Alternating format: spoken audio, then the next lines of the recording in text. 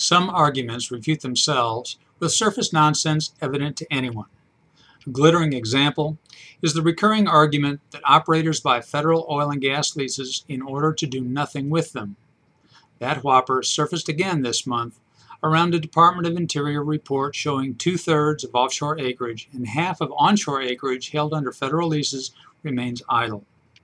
Quote, "We continue to offer new areas onshore and offshore for leasing, as we have over the last 3 years," end quote, said Interior Secretary Ken Salazar.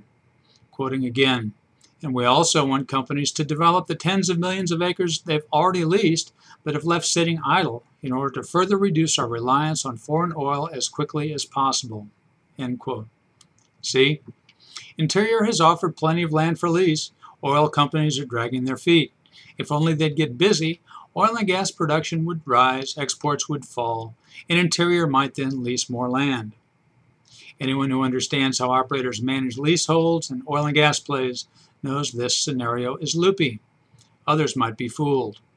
Yet all that's required to draw sound conclusions from the scenario's economic superficialities is a clear head. Companies pay bonuses to acquire leases and rent to hold them until production begins. They don't incur costs like that for the right to do nothing with the leases.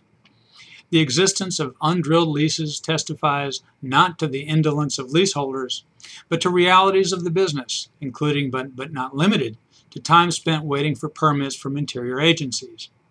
Many leases never get drilled because nearby disappointments condemn them. Interior is using idle leases, a fact of upstream oil and gas work, as cover for its own failure to lease federal acreage expeditiously.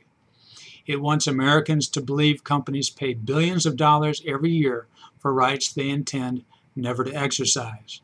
Americans are smarter than that. On this and other energy issues, Salazar and the administration he serves should quit treating Americans like fools. I'm Bob Tippie, editor of Oil and Gas Journal, and that's the editor's perspective for May 18, 2012.